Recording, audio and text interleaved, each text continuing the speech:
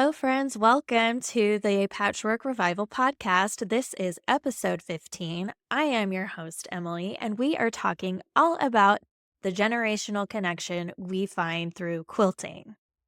Today is going to be a solo episode. Before we dive in and get started, I just wanted to do a little bit of housekeeping. First off, I want to be sure that you all know I'm reading all of the reviews that I find on Apple Podcasts, Spotify. I'm reading YouTube comments. It's really fun to interact with community, and I would encourage you all to do the same.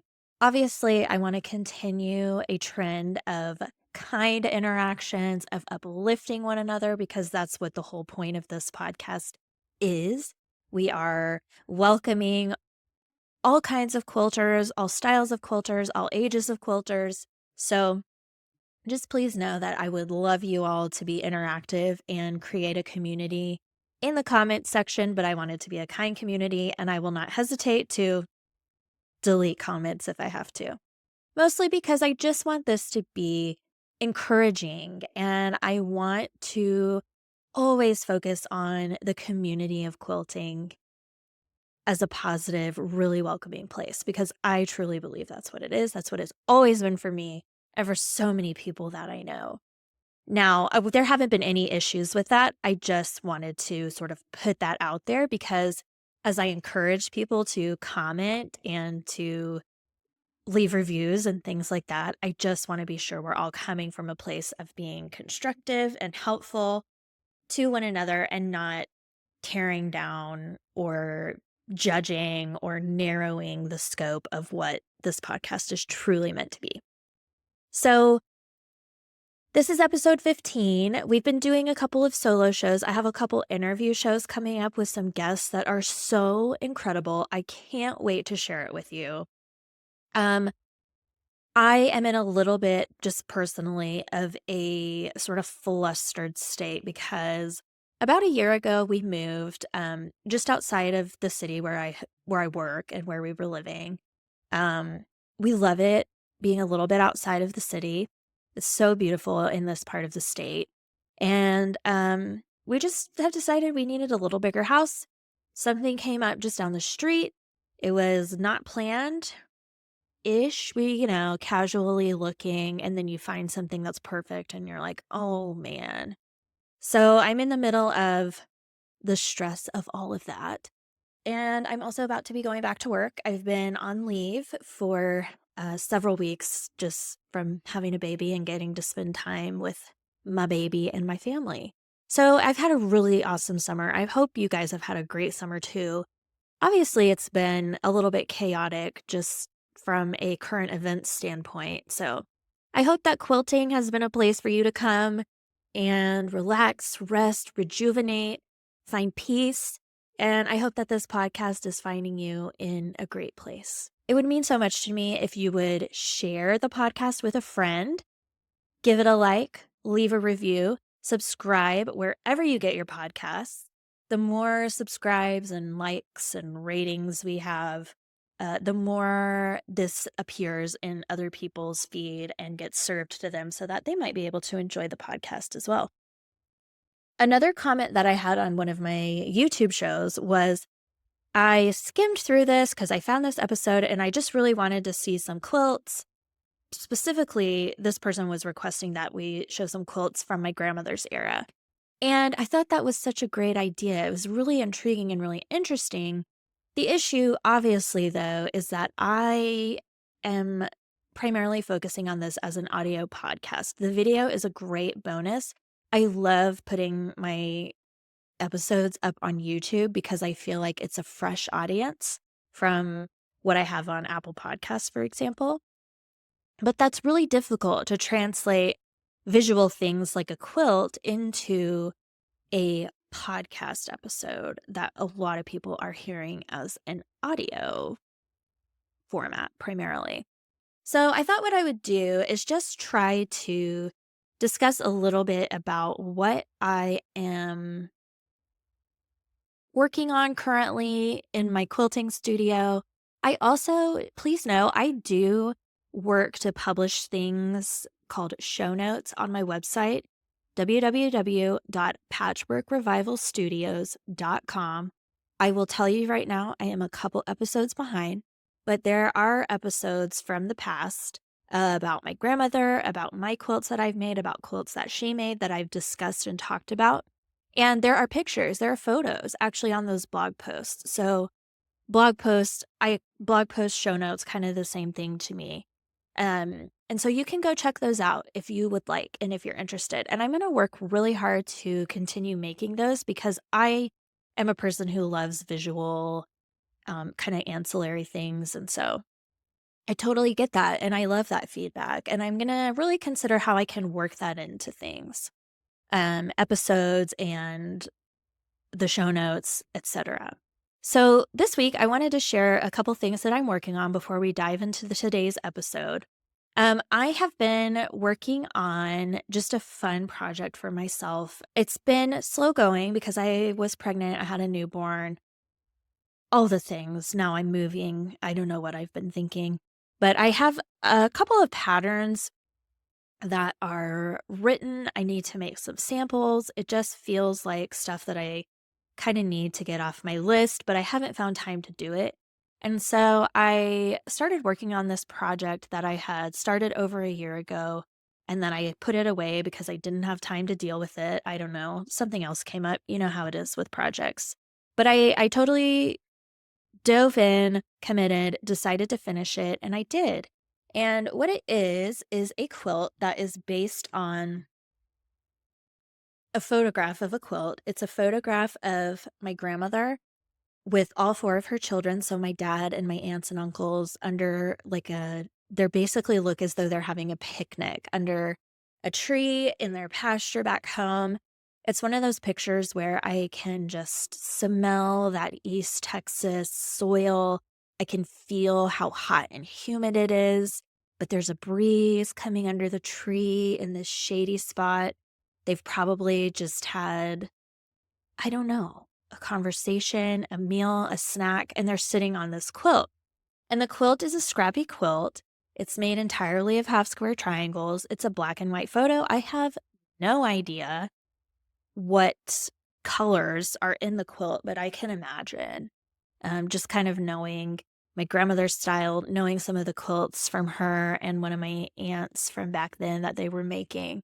So I went ahead and made a quilt. I'm going to show some of it on YouTube. I can't really hold this whole thing up because it's out of the whole shot, but it's basically just half square triangles in different blocks. So it's a total of 16 blocks. Each block is made of 16 half square triangles.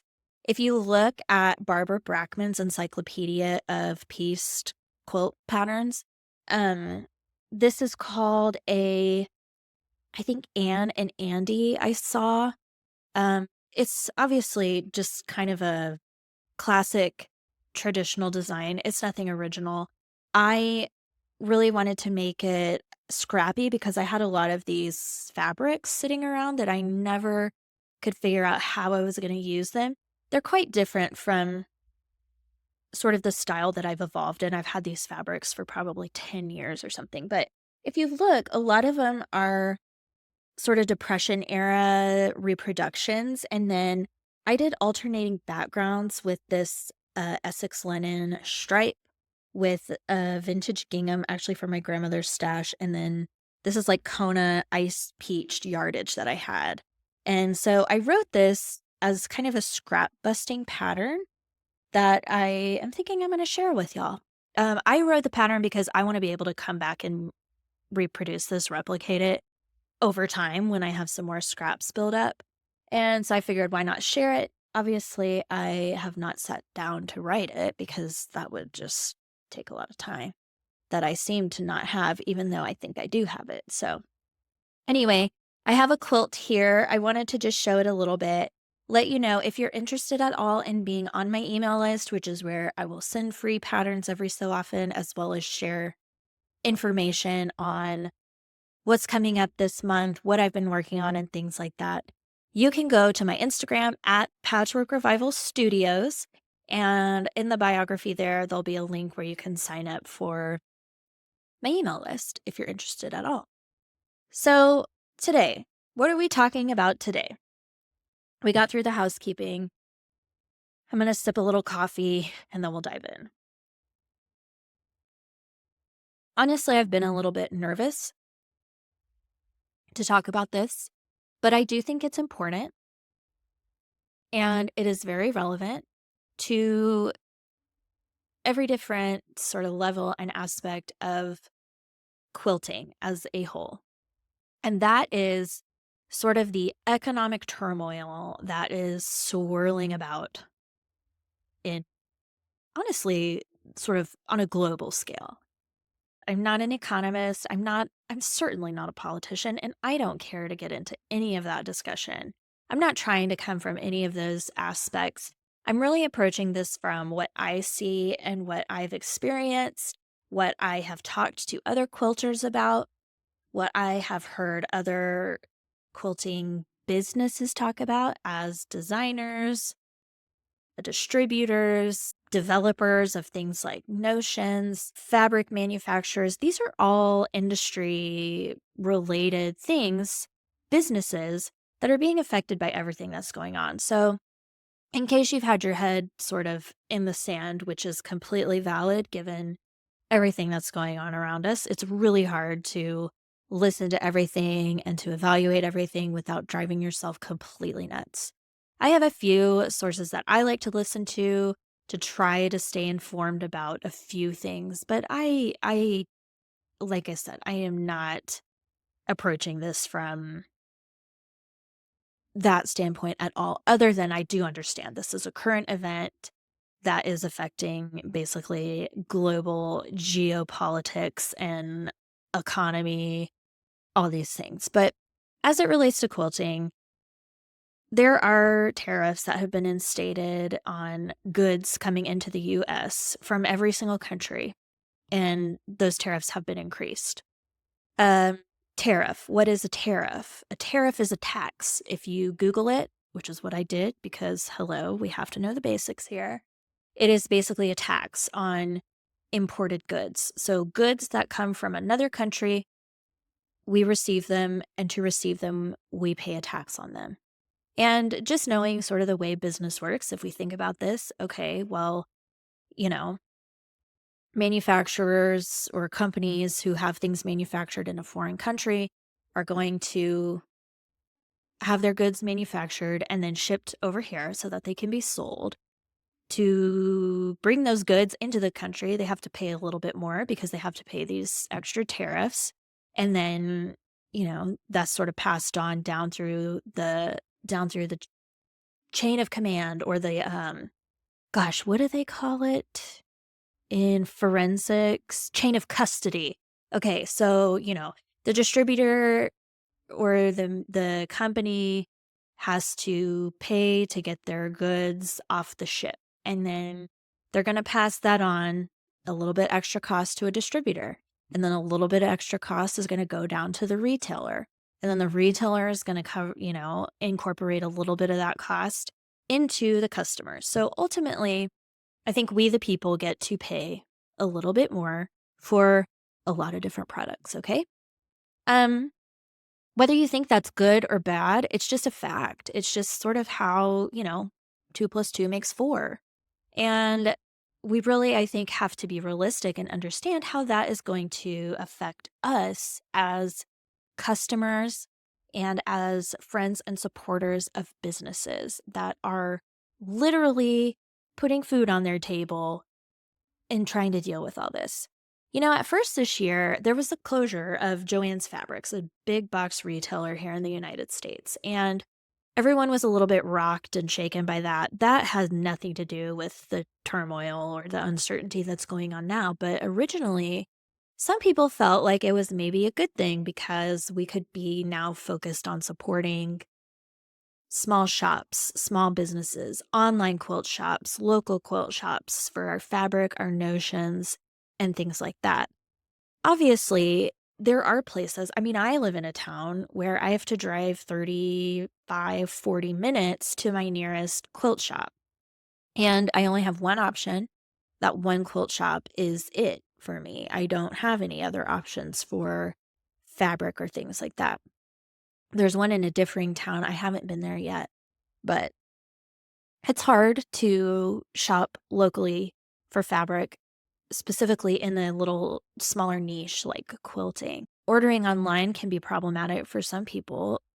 People like to feel their fabric, they like to hold their fabric, all the things. But ultimately, it did look like, oh, we're going to have a little bit of a shift towards small businesses just by default because now we don't have this big box retailer that's has such a big presence in our country. But then these tariffs hit, and I think part of the issue and how these are really going to be affecting businesses is that they're very so far they have been very unpredictable. They're on, they're off, they're on, they're off. And what I'm trying to understand is if I were a business, how would I be able to plan things, to plan my inventory or what I was going to do for the year? Because think about if you're making a business plan, you're really probably projecting out at least a year, if not further, with this is what I'm going to put up for my inventory. This is what I want to buy. This is what my customers like. I want to be able to offer them this, this, and this. So I'm going to come up with this amount of funds so that I can buy that from my distributor and put it in my shop.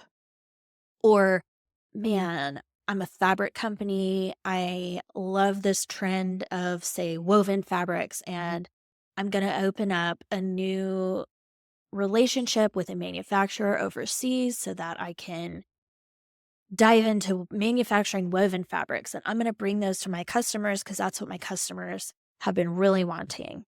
And this is how, I mean, it takes forever to manufacture something overseas. I have a very slight experience in this because my husband and I sort of dove into clothing manufacturing in actually the country at that time was India.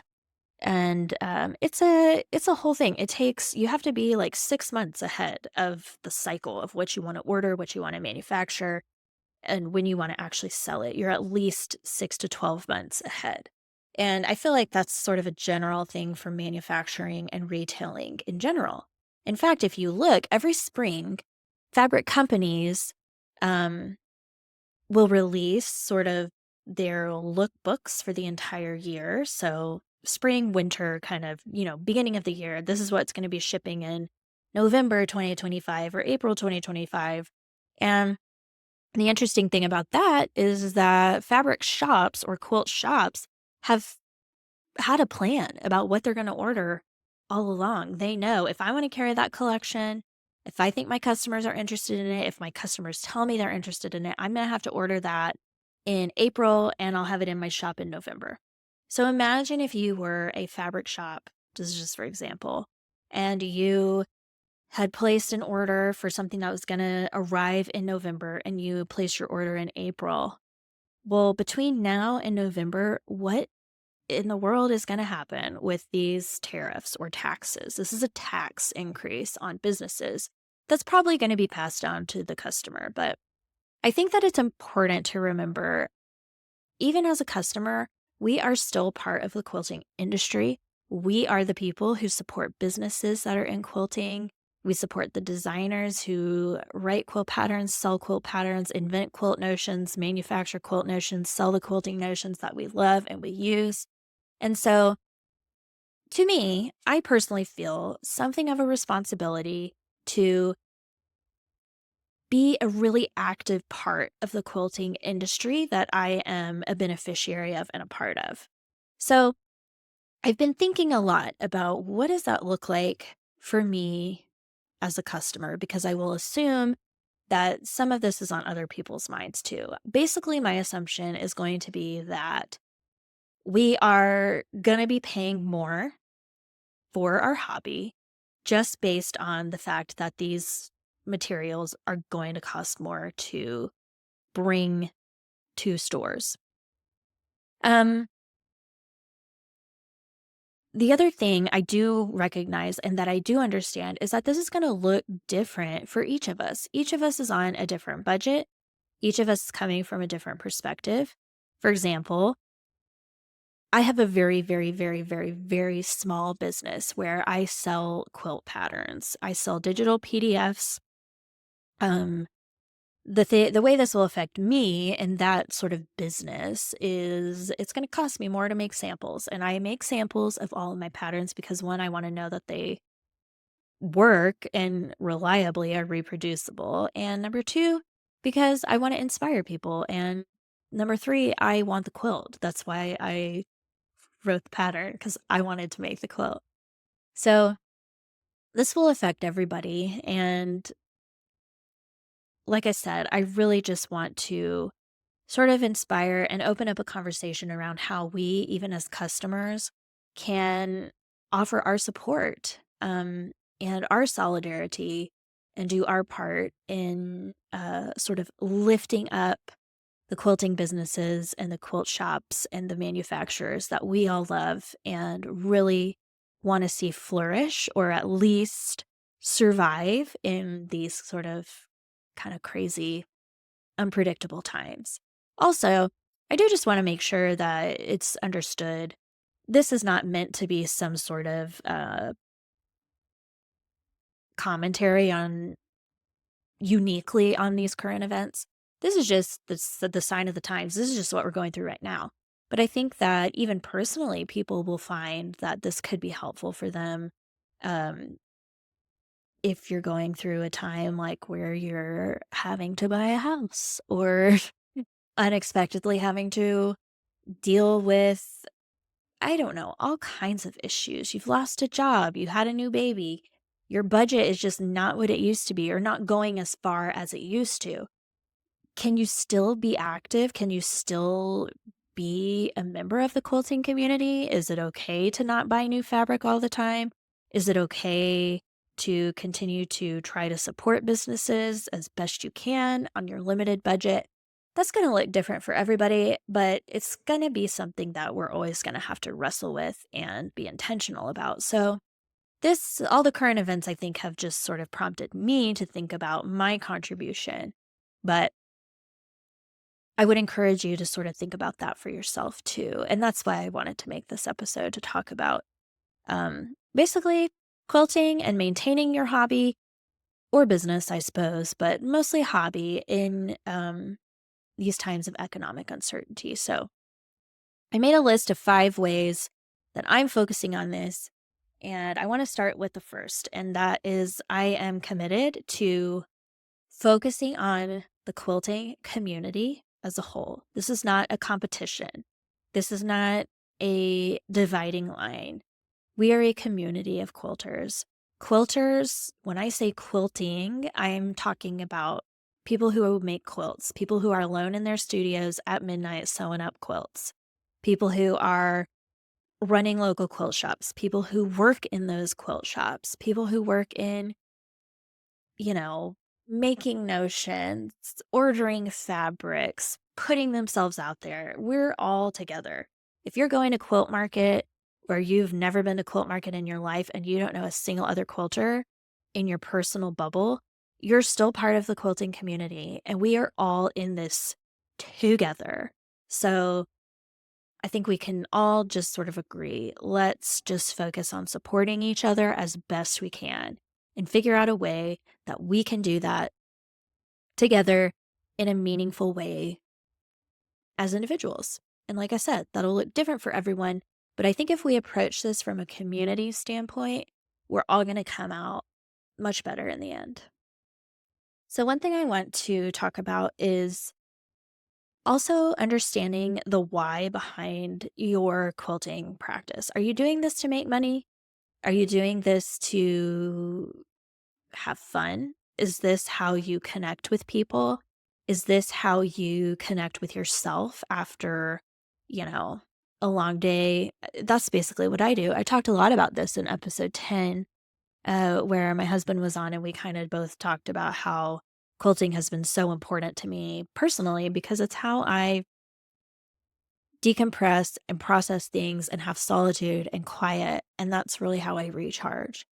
So for me, it really is a part of my self care, my mental well being. and it's sort of mental maintenance for me is how I like to think about it. I would never tell people that quilting is a substitute for seeking help if you feel depressed or anxious or like you have some mental health needs that should be addressed professionally. But I do know that there are plenty of studies validating the fact that having a hobby um, just has so many good things that contribute to your sense of well being and just sort of general happiness. Um, and so for me, I am going to continue to prioritize my hobby, even though I'm on a set budget. Even though I could put some of that money and I might have to put some of that money to affording my groceries, I'm still going to have a time budget and a financial budget to spend on quilting because for me, it is a priority that goes beyond, just doing this for fun or making fun little things. It's a very meaningful thing to me. And so, continuing a hobby in a time of uncertainty or stress can be a very important thing. And it is a valid thing to continue to prioritize it, even amidst maybe some changes in finances, as long as you're able to. I'm also focusing on being very intentional with how I spend my money and how I spend my time. As your budget might decrease, or maybe you have the same budget, but you just can't fit as much in it. I think that when I look back on how I have spent a lot of my quilting time and resources, I will start a project, I'll get it done halfway, and then I'll start on something else. Or I'll see a fabric and think, oh man, I really love that. I really want that. And then I'll get it and then I'll just sit around and I won't do anything with it. And then eventually I like to end up donating or trading or giving it away or something like that if I need to get it out of my sewing room, like for moving. But when I'm not moving, you know what I'm doing? I'm putting it in cupboards, I'm stashing it away. And so I've basically made a plan for the year of projects that I want to make and what materials I want to make those projects with. Some of them are with fabrics that I already have. Some of them are going to be with fabrics that are from small companies. I think of all fabric manufacturers as kind of small companies that we love as quilters. A lot of them are family owned, family maintained, and I just love supporting kind of smaller businesses. And so there are certain fabric manufacturers that I have a certain just love for and I want to continue to support. So I'm going to very intentionally buy fabrics from them for specific projects throughout the year as I'm able to. And I may not be able to do that for every project. I may be using a lot of my stash. But to me, it's still important to financially support businesses because that's what a business is. It is an entity that exists to make money in order to pay employees and offer them benefits and things like that to keep food on their table, just the same way we have jobs. So I'm going to continue to spend where I can and be really intentional with my money and also with my time because when I'm spending time, that means I value what I'm doing and what I'm using. So I want to be sure that if I'm spending my money on something, I'm really going to enjoy it. I don't want to do projects that I don't love because life's too short for that, right? These resources are too valuable to pour into something that we don't love and that we're not having fun with. So I'm just not going to do that anymore. And I feel like being intentional also kind of helps put some blinders on and stay away from those distractions. Like, I actually had some marketing emails from various companies. One was for a quilting related company. I'm not going to share names, but it was, hey, get this stuff before the tariffs hit. And I felt like that was a little bit predatory and a little bit of the wrong message. Like, hey, buy more stuff before you have to pay more for it.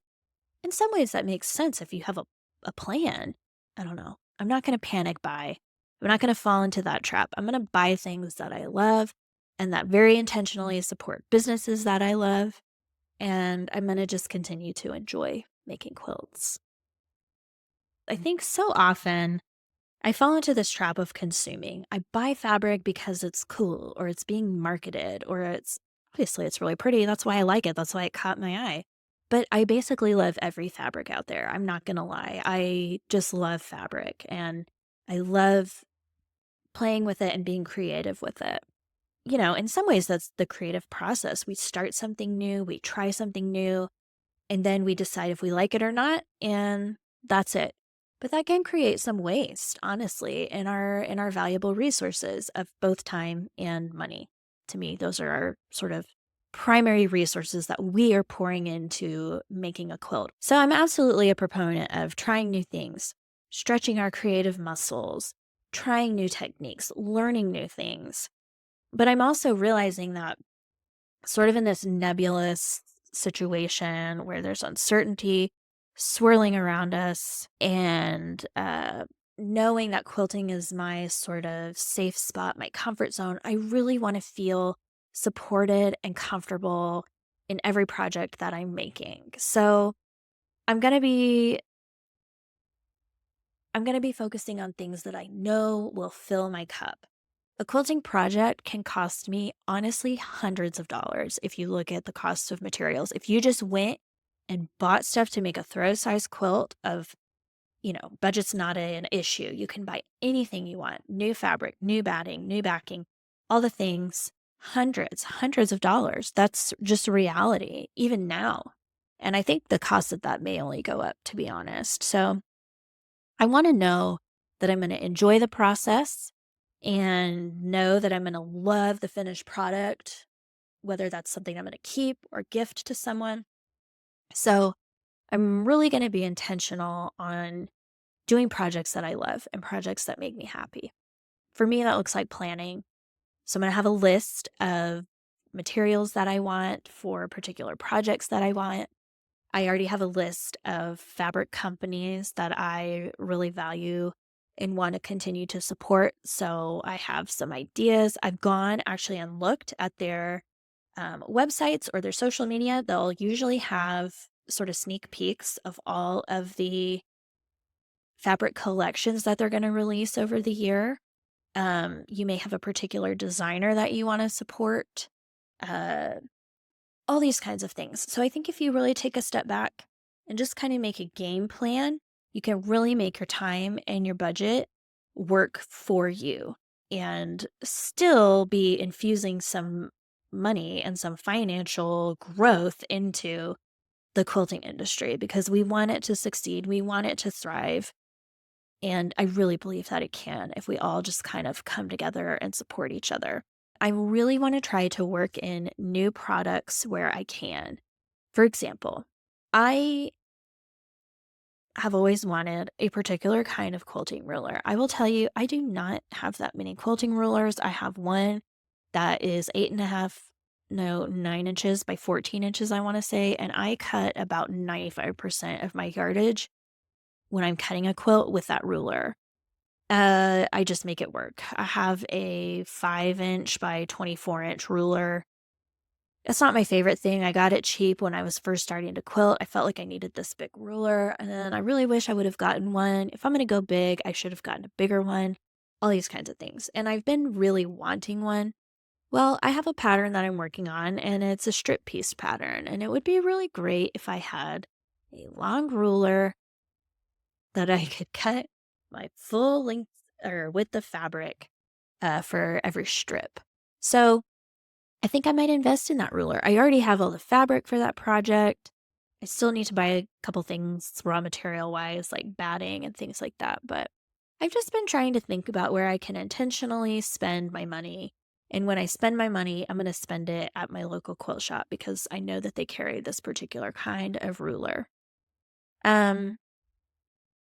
I do feel lucky to know that I am probably going to have the budget for that. Obviously, I don't have a crystal ball. I might not, and I might be eating my words in a couple months, but If you don't, I think this is when you start getting thrifty. This is when you start asking friends for help.